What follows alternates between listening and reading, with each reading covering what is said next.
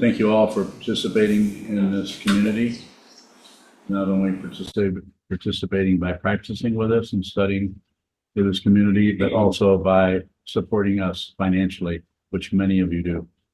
As you are able, please continue to help us if you can.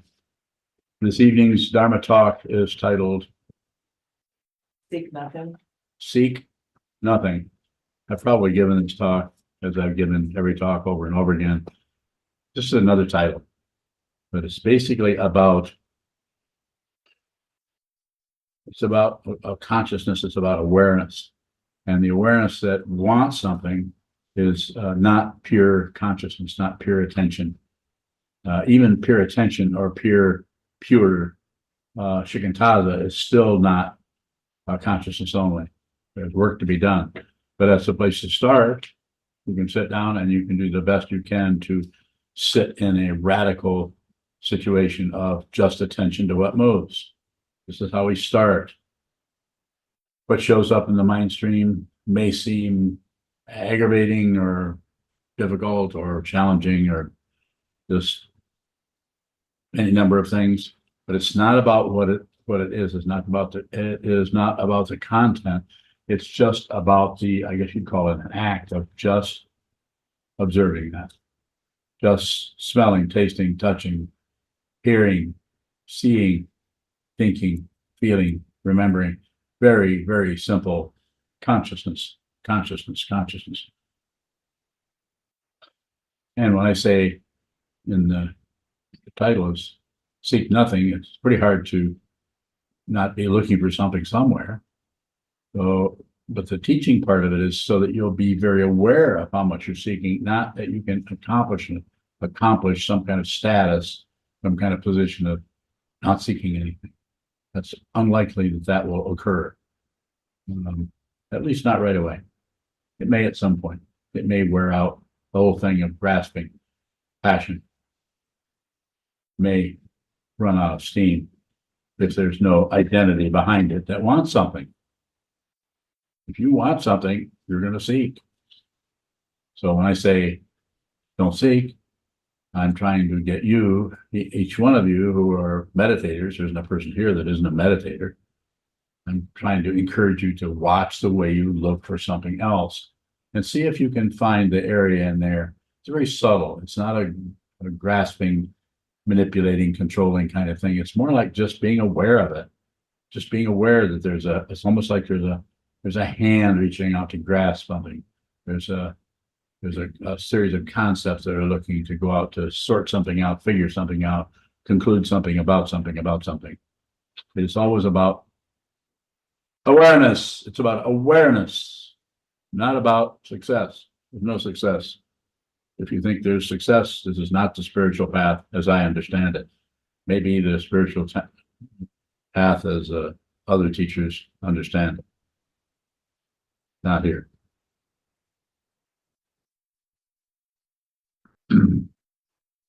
So also, use another word that I mentioned quite a bit is don't maintain anything. If you see that you're in a state of, or in a consciousness that just seems to be just receiving, just watching the emotions, the feelings, the thoughts coming and going without much being added or subtracted or divided, then don't maintain that. What you can do, if you have an understanding of what that is, that goes beyond the concepts about it, I have to say it that way, you could return to that. You could see that you could sit down and just return to this. It's just like returning to the Buddha. Return, always Buddha. There isn't anything but Buddha.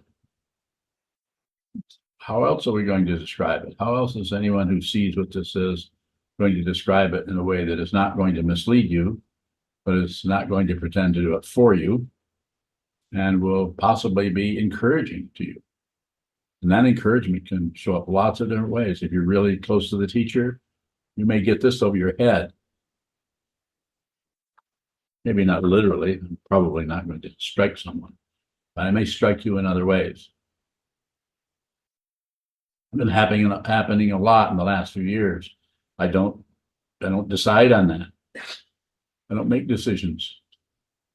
If you think you make decisions, look closely. Look closely and see if there's someone there making a decision. There are decisions being made, but they aren't coming out of a person. There is no such thing. This is an illusion that you or me or any of us will struggle with and torture ourselves and torture others and make life a veritable whirlwind of passion, aggression, ignorance. Most of the world is doing this. As I say, just about every talk that I give, I say most of the world is fighting or agreeing or ignoring passion, aggression, and ignorance. You don't have to do any of that. But you may have to watch yourself have kind of a knee-jerk reaction to push, a knee-jerk to pull or shut down. Kind of a compulsive situation. You may have to watch the compulsiveness for quite a while without trying to stop it. So when I say don't seek, I know you can't stop that. But I'm not saying you should get to some kind of state of mind where, no more seeking. I've suddenly attained the no seeking mind that Sokuzan was pointing at. That's not what I was pointing at. I'm pointing at seeking. Rather than saying observe seeking, I suppose I could say that, but it seems to work better if I say don't seek. And then if you sit down, you might say to yourself, am I seeking?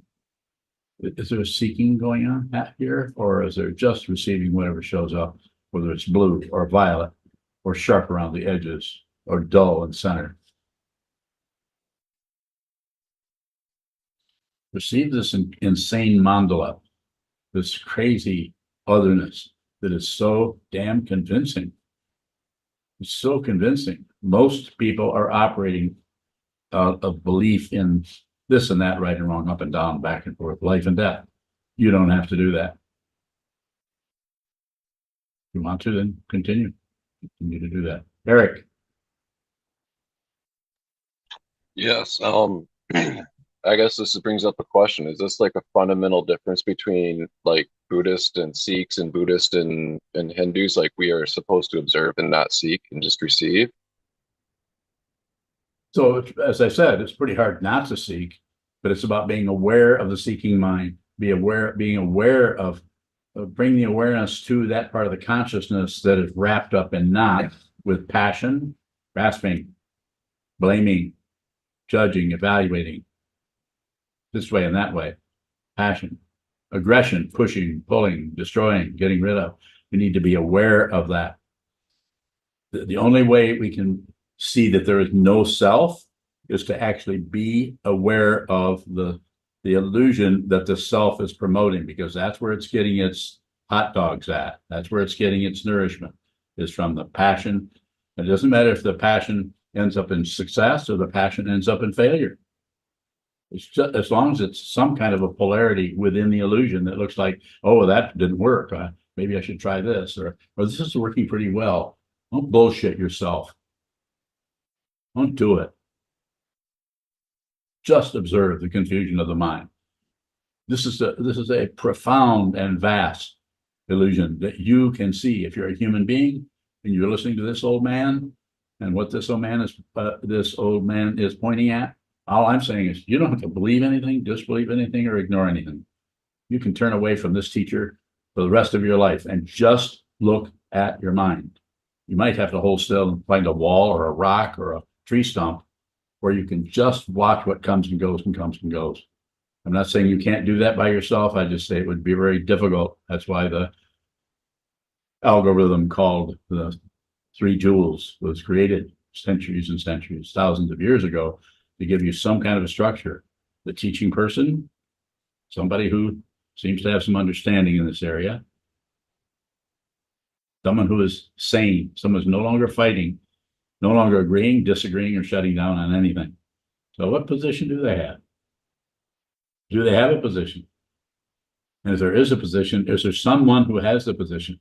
And if there's no position, is there no one that has a position? Is that still a position? A positionless position? Look closely at these concepts.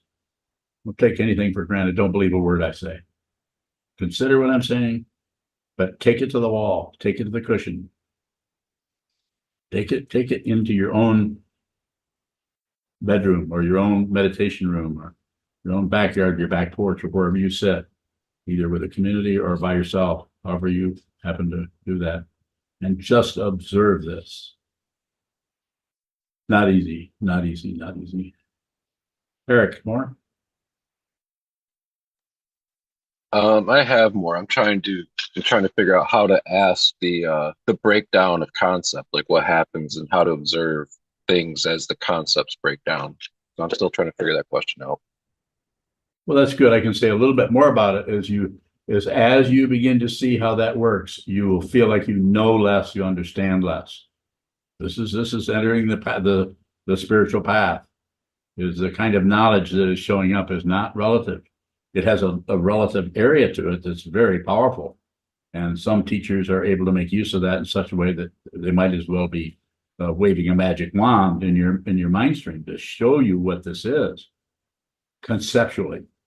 But the fundamental insight and understanding goes beyond the concepts, and the ego completely, if there is such a thing as the illusion of an ego, it starts to starve to death there because it can't get any support. And if you have a teacher, the teacher's job is to make sure you don't find some cardboard somewhere to chew on to keep your ego alive. My intention is to do that, so I'm not very friendly.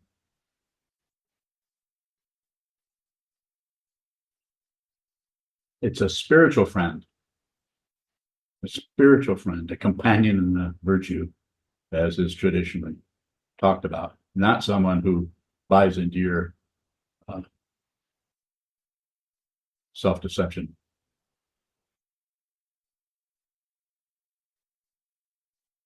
Further questions, since Eric got us rolling along here? If there are some, if not, I can continue to talk about something I know nothing about.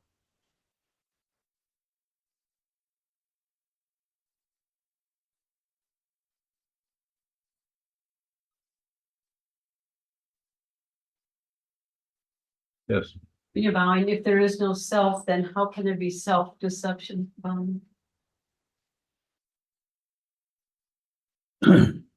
So that the part of consciousness that is aligned with this particular human form or this human form curls up into an apparent self and then lies to itself to perpetuate some kind of security blanket. If that begins to say the truth, then the consciousness starts to talk to consciousness instead of the illusion talking to the illusion. And that's complete silence. Go ahead. Divine, what would be the truth that the true self would say to this self? It would not be language or words. It's just, nothing happens. There's no transaction. It's just, you just see it. You no longer are blind to what this is. You see it. You see it out of your heart. You see it out of your elbow. You see it. You don't need proof. You're all through with that area of the material world that depends on evidence and right and wrong, true and untrue, relative truth. You can't even talk about ultimate truth. If you talk about it, it's not ultimate truth. It's maybe a highfalutin form of relative truth. More. Divine, so is it the consciousness silent then? You said silence. Yes. So does the mental chatter subside? Divine? It may, and it may not. But what does subside is any kind of agreeing or disagreeing or shutting down. It's just observing. It's you're just watching the illusion. For a while, it's the illusion watching the illusion, and then it's just the illusion, and then it's just observing, and then it's neither an illusion nor is it not an illusion. More. When you're bowing, so in this observation, are thoughts arising of, I like this, I don't like this, I want to look away? Yes, they're still arising. You're still a person going to the store. So what's the difference then? There's different words that you can use there. One of them is no demand. Another way that I say this is, and I say this to everybody, if you'll listen to me, you won't care how you feel. You see that feelings are dependently risen. They don't belong to anybody. They're not your feelings. They're feelings, and they're intense, and they're hot under your collar. But they no longer can find a person that believes it, disbelieves it, or ignores it. Please reflect on what I just said. It's a conceptual way of pointing to something that's impossible to even talk about other than in that way that I know of. Go ahead. When you're vowing, so in that not caring, I see you as a Dharma teacher caring intensely about your students. How is that? Not, That's the vow. You live out of a vow.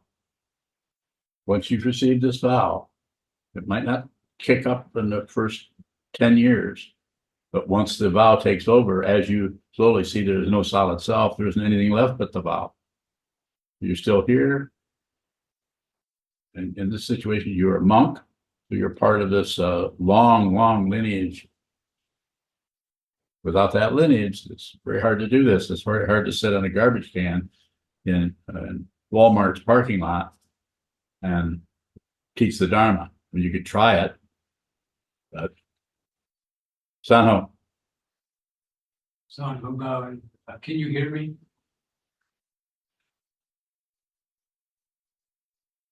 Walk straight ahead, you're fine. That's a good spot. Sanho, Yes, can sir. you hear me now? Yes, I can. Go ahead.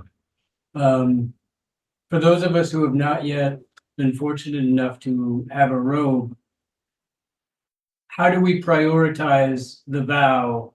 How do we live as a monk, even if we're not yet robed? Sanho. Well, you've received Jukai, which is basically the Bodhisattva precepts, the 16 precepts. So when you become a monk, you just do the same thing again, only this time you actually sew a full robe and you're basically saying the rest of your life is just about this path. Whereas as Jukai, it's not that it isn't just about this path, it's just about to be with all things. So we just work on that level. It's just a matter of continuing. Nothing to live up to. You'll be ordained eventually if you keep going along, but you have to straighten up your word of immediate light. You feel at the top of it, Yeah. the top of it has points. Yep, those are horns. Yeah. Root is very horny.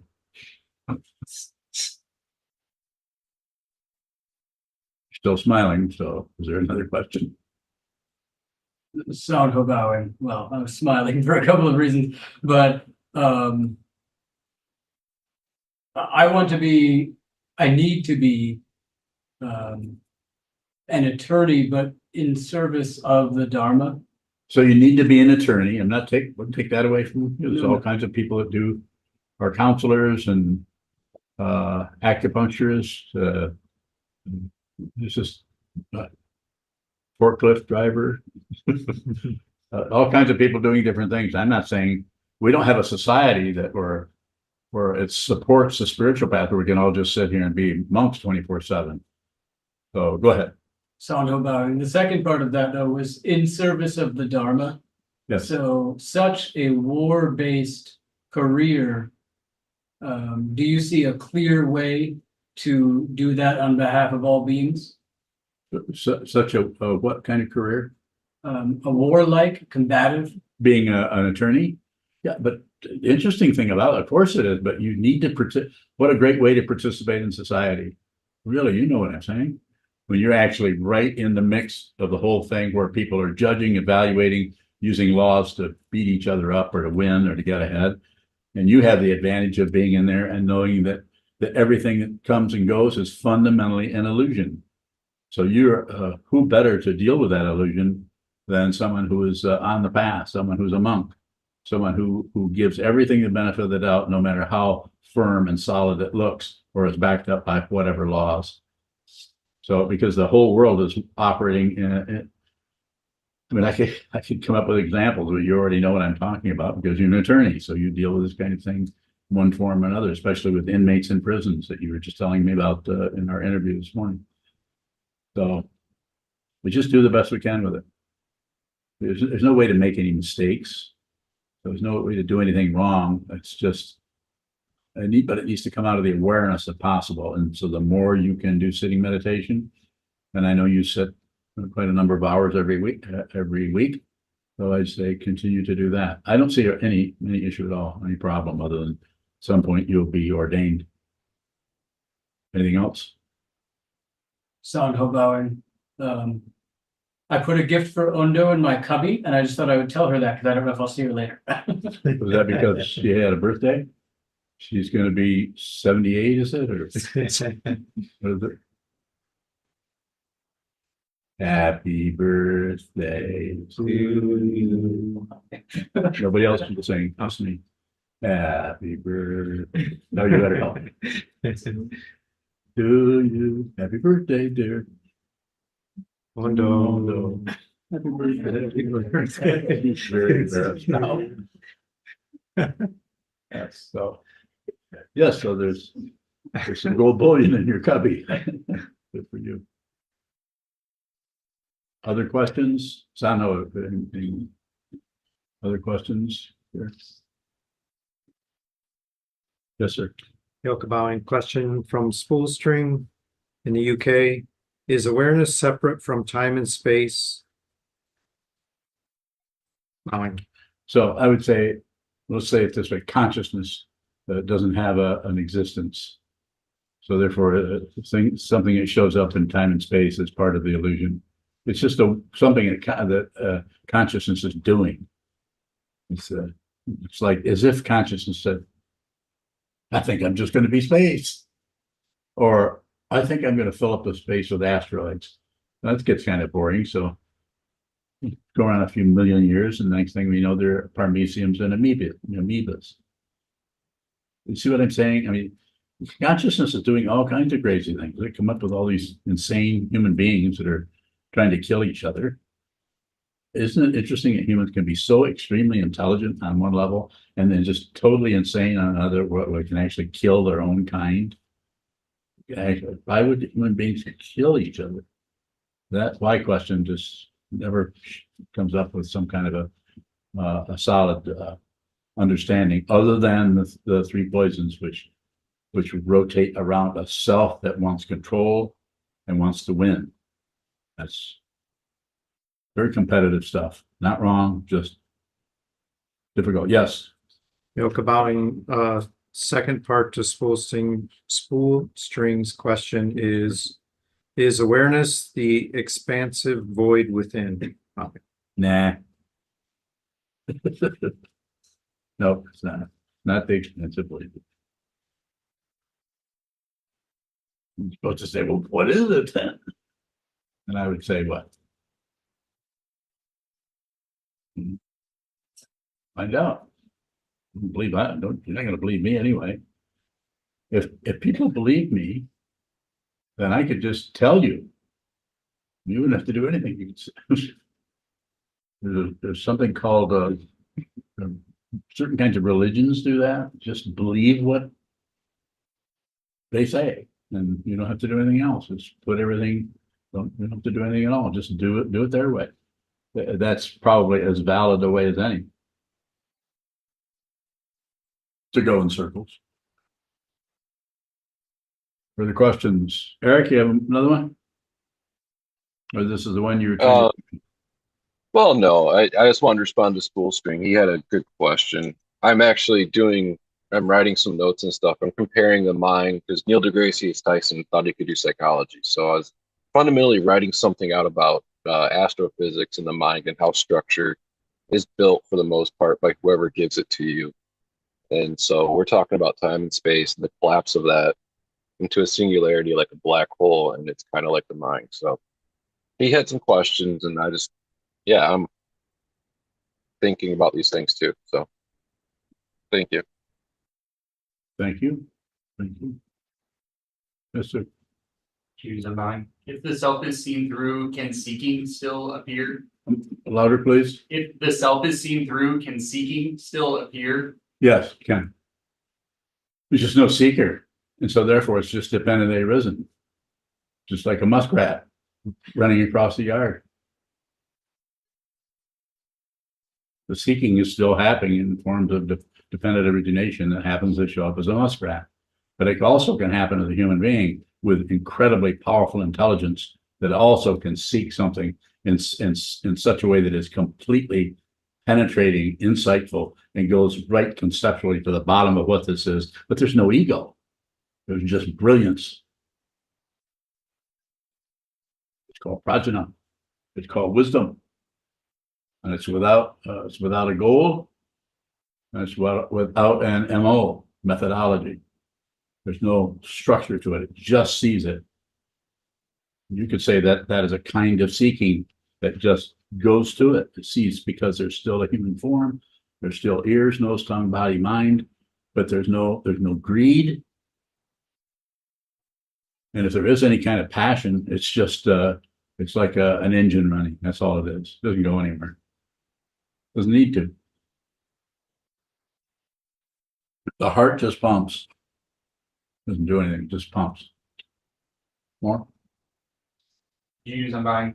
How does the seeker disappear if the seeking is continuous? Because the seeker itself was an illusion. But the seeker was, the identity was an illusion. But you have to look, when I say don't seek, I know you can't help it. But if I say don't do that, then the idea with that particular teaching is to help you see how much you keep looking for something. It's not the idea that just, and you do obey Sokuzan and never seek again. You're not going to be able to stop this. Some people are so wound up in their self-centeredness that they may have to flip around and throw sparks everywhere for years. We all know somebody that does that, probably. I know a few. I'm one of them. I'm doing it on your behalf. Does that validate me or give me the right to be mean to people or abuse people? No, it doesn't. But this is a difficult path. And the mind stream of the ego center, the ego activity in the consciousness is deeply anchored in passion, aggression, ignorance, and is run by hope and fear. Hope for something better. Hope. First noble truth. Second noble truth. Life is suffering. Why? Hoping for something better. Or fearing of something worse. If that runs you, hope and fear is running you, then passion, aggression, and ignorance can get a foothold in there, and they can create the apparent solidity of that illusion we call a self or an ego. Someone here? Either that or someone's making coffee. Check. You're gonna get a cup of coffee? It's gonna just, see what the noise is about. Muskrat. In the kitchen? No, it's the alligators in the kitchen, the muskrats out in the garden. Sano's listening to that muskrat right now. With his super ears.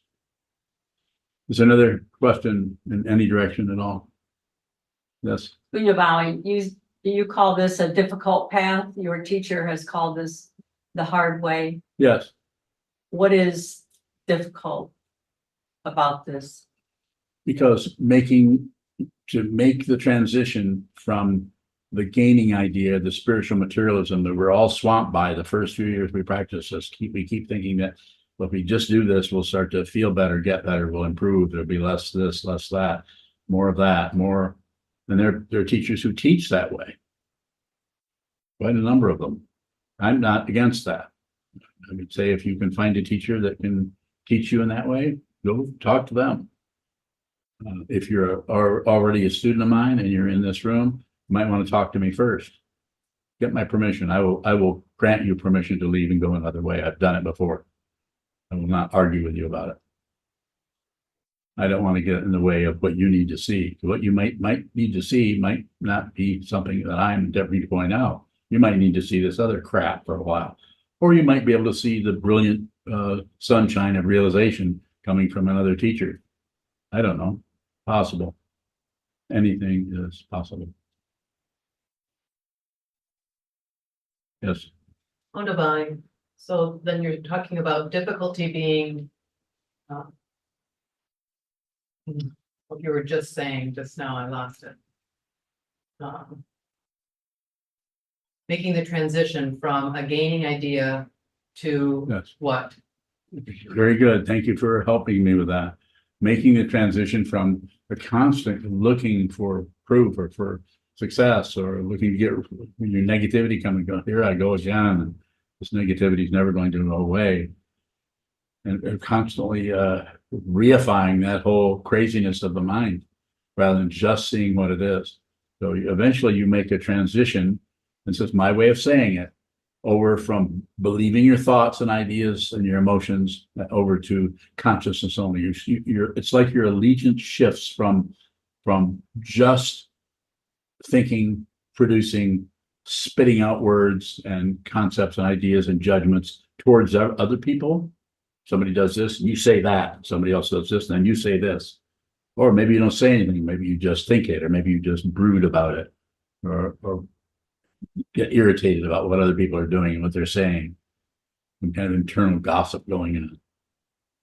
But instead, no, you've begun to see that this is consciousness only, and that this whole situation is an illusion. And your allegiance is slowly changing over from the relative grasping mind for success, or the grasping mind for failure, for that matter, over to consciousness only. When you make that, have that understanding, or that dawns on you or shows up, you no longer see other people. You see anything you see is unreal. It's an illusion. You just see consciousness everywhere. It's not a conclusion, and you can't convince anyone of it. Each person has to do that themselves. As I say over and over again, liberate yourself by looking at the walls of the mind, not by ignoring them or making excuses for them or blaming somebody. Just look at them. See that those are unreal. Prison is unreal because there never was anybody in prison. Yes. You said that you no longer see other people. Doesn't mean I don't see you or see Ondo or see Yoga or see people everywhere, see people on screen. Of course, I see people everywhere. I address you by name. So what is the other? Thinking, adding on to what you're receiving, you produce something towards that. That's somebody that's dealing with this, or that's a person that is mixed up, or that's a person that gives me a hard time, or any number of things. Yes. So are you saying that when we see consciousness only, that those kinds of thoughts won't arise? They will arise, but you'll see that they're unreal, and you won't be hoodwinked by them. You won't be believing your thoughts. You still have them. You'll still have jealousy. You'll still have anger. You still have whatever. It could be any number of things, depression or anything. It's just that you no longer are running your life based on your beliefs, your ideas, your convictions, and your opinions, your judgments. Just out and out paranoia runs most of the world of some kind of fear of others, fear that somebody's going to take your stuff, or somebody's going to take or get ahead of you. Other. Go ahead. But our whole political system is based on that. We're inundated every day. Well, we're not, over and over. but that's the avalanche. I point towards that as an avalanche. You can't, not that you shouldn't vote, you can participate in the avalanche. I mean, there's aspects of it that you can participate in. We better do that, because things get pretty bad if we don't. It can get even more difficult to live as a physical being because of the structure of the society that we're in. Some societies are already totally insane and are run by oligarchs. Ours isn't run by one yet, but it could happen. But this monastery might be outlawed. They might not know what it is. What we're doing here might not be. They might come in and take one look over here at this protector shrine with the Dorje Production with a demon on it. might take a look at that and say, these people are worshiping demons. Why would they say that? Because they are ignorant. They don't understand. Are they doing that yet? No, but it's possible. But that's part of the avalanche. What I'm saying is you might not be able to do much about that, other than perhaps vote. That might help, but you could train your own mind so that you don't have, so you aren't operating out of open fear, that you can have some kind of basic humanity, basic understanding of the plight of all human beings, not only the person who's your personal friend, but neighbors down the street or people that you totally disagree with their whole lifestyle and everything. More? What you just painted there sounds like a fearful prediction to me. This monastery I'm not might. predicting anything. I'm just saying that people project onto others. We just like we project onto others. We project onto. I could list 10 organizations, and we all would have our ideas or our preconceptions about what those organizations were, and some may be fairly accurate, and some may be misplaced or misunderstood. So if we don't believe our thoughts or our opinions, our judgments, is that what you mean by living in an open dimension then? I do. You don't have to have a position on anything. If you actually are practicing what the Buddha pointed out, as I understand it, you don't believe anything. You don't believe Buddhism. You don't disbelieve Buddhism. Buddhism, the teaching of the Buddha is just an understanding, using concepts to understand what this is.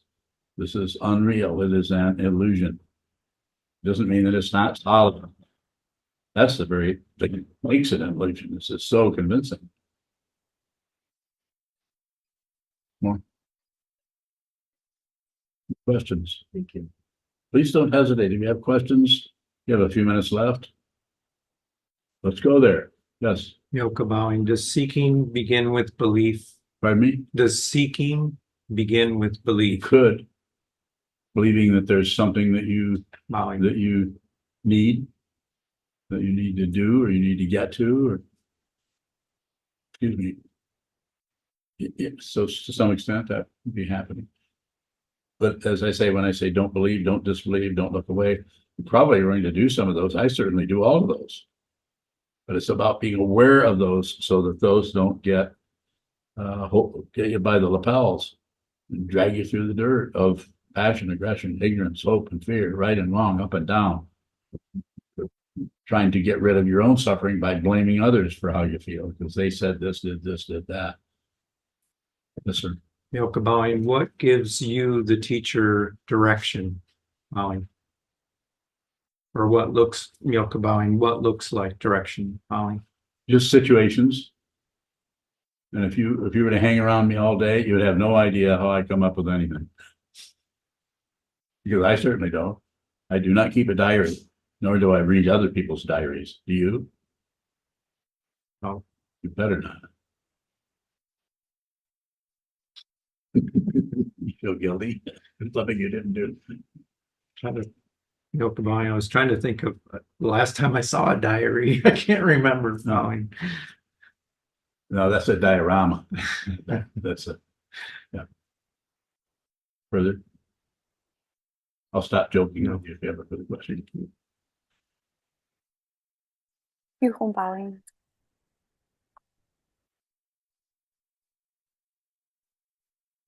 I'll get back to you in a minute. Is it you, huh? Yeah. But go ahead. You have a question? Views on mine.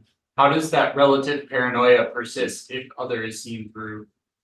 How does the relative paranoia persist if others what? Seen through? If others seen through?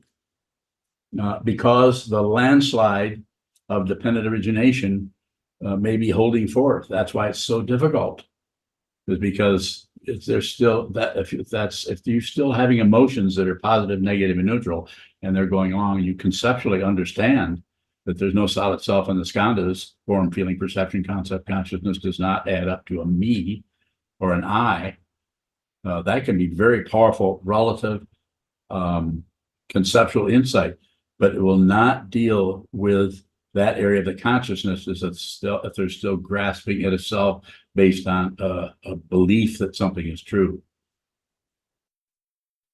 So I'm not sure how close I got to responding to your question, other than saying it takes a lot of work, and there's no, just because you see it conceptually.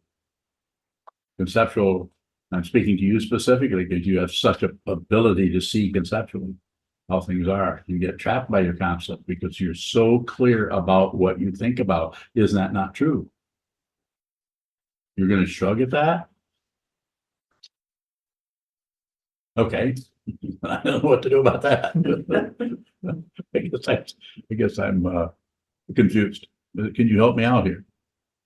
Conceptually. Okay. Well, we're on the same page then.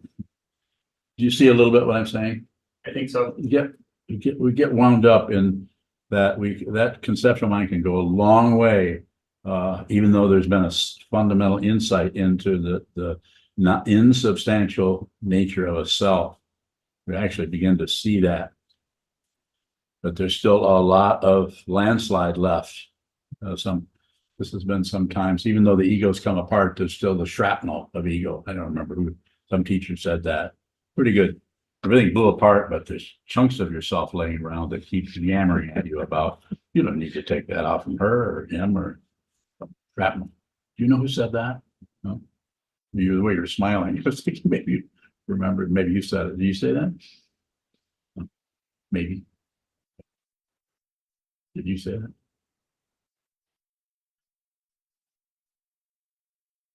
Jen Sigler, don't you have a question?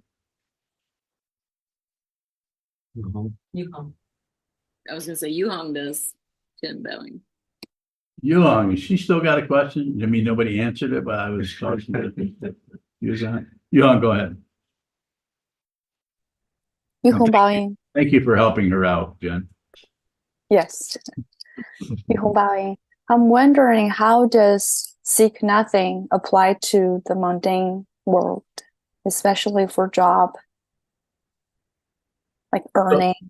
So if I'm following you, you need to do both. You need to, just like Asano needs to be an attorney, or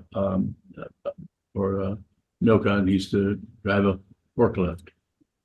I mean, we're still doing the job. We still need to wait. We still need to live as a living being and eat and sleep and so on. But at the same time, we also try to understand the nature of the mind, the nature of consciousness itself, rather than just be totally swamped by our emotions and our passion, aggression, and ignorance, and especially when it comes to blaming others for how we feel. Be responsible for your feelings. If you're having an emotion, it's your feeling, your emotion. I used to say, even 20 years ago, I think I was saying, nobody dumped a bucket of emotions in you. Is anybody around when I was saying that? You were here. Nobody's creating emotions in you. Those are yours. Be responsible for those. I have another way of saying that, but I would have to use an epithet and swear if I used it. I'm not going to do that because I don't want to cause Chisho to break into laughter. 玉红报应. Yes. Sometimes you always, sometimes you emphasize awareness. Actually, a lot of times. So I'm aware of, like, in a heated situation, I'm aware of my 3 poisons are rising, but still sometimes I need to make a decision. So how this decision can be made with some clarity.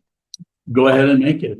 Go ahead and decide as you go along. Eventually, the decision part of the situation will not be an either or thing. When it's an either or, there's that tends to draw us into belief, disbelief, passion, aggression, ignorance, hope, and fear.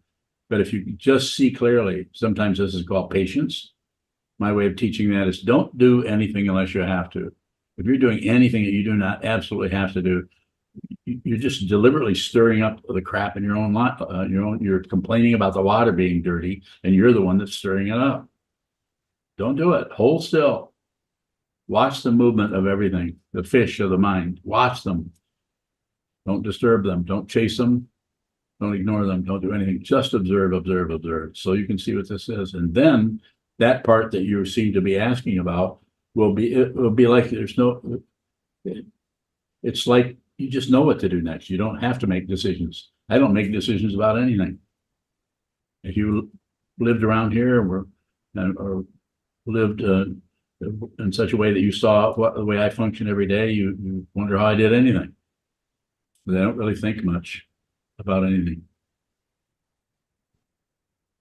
玉红报应. Yes. I also have a question about the vows and Yes. how can you know a student is ready to receive the vows if the student has a willing or interest in that vowing? Well, they very simply put, they come and ask me, and then we have a discussion. Say, I want to receive Jukai. And I'll say, have you studied those 16 precepts? And they may say, well, not yet. And I would say, well, get a copy of those and study those and then ask questions about them. The other thing I have people do is I say, go and have an interview. Anyone here that's wearing a rock suit has probably interviewed 2, 3, 4 people about what it was like for them to do this and why they would do this. It kind of helps to talk to 3 different people and see that people do this for all different kinds of, not reasons so much, but just understanding about what they're up to. Some it has about the connection with the teacher. Some it has more connection with the community quite a bit. That's a very strong part, being part of this community. And also some of it is about the Dharma or the actual teachings of a particular teacher teaching or understanding that comes out of the Buddha's Dharma over the last 2,500 years, or maybe all 3 of those. So there's no, if you come and want to receive Jukai, I will not stop you, but I won't particularly encourage you. You have to encourage yourself. It's too hard of a path to try to get people to do this and say, oh yeah, you should receive Jukai. I might say it more like, don't do anything unless you have to. If you don't have to receive Jukai, don't. We'll do something else. Thank you. Bye. You can take a final question if there is one. Yes, sir. Yoka bowing. Question from Ath in the UK. Are dreams distractions? Are dreams distractions? Yes. If they distract you, if they don't distract you, then they're not distractions. I've had 4 or 5 dreams lately, and 2 were distractions. One was sort of distracting, and then the last 2 were distracting. I just made all that up. But it's Ath, right? Yes. He knew that. Was it a he or a she? I'm not sure. Oh. She probably doesn't either. No, go ahead, please. Yoka bowing. Further, are they, and he's referring, he or she or they are referring to dreams, are they at least accepting or rejecting, albeit unconscious ones? Would dreams, good, bad, and ugly, decrease in frequency and duration the more we face the wall? There's speculation about that. About some, I've heard people say you just stop dreaming. I don't think that's true with everyone. I think maybe the shape of the dream might change, or the quality of the dream, or the consciousness that you're dreaming or not dreaming. That could happen too. Excuse me, I don't think there's some kind of conclusion about dreams. I think the consciousness is way too complicated to come up with hypothetical stuff. There are books everywhere. There are books on dreams that will take you every direction possible about dreams. One of the best books I ever read, I read in the 1960s. It was by Sylvan Muldoon. It's called The Projection of the Astral Body. I highly recommend it to this day. So read that book. There are lots of books on that, but that's a really powerful book. Read that book and you'll regret you ever did what I said. No combined. Ath responded he. What is it? Somebody else? Same. Ath, Where are you he getting all these people? clarified his pronoun as he. As a he? Yes. Oh, Thank you is his kindly. full name Athelstan Stillhouse? It's much more simple. Athalm. Huh? Athalm. Athalm. Athalm. Nice name. Yes. Fine. That it? Okay, my friends, thank you for putting up with me all these, this last hour. Hi, my name is Sokuzan, and I'm one of Sokuzan's monks. Sokuzan so freely offers his love to us and his wisdom through these talks, and never asks us for anything in return. If you value what he does and what he is, and want them to continue, please visit our donate page at SokukoJi.org. Thank you.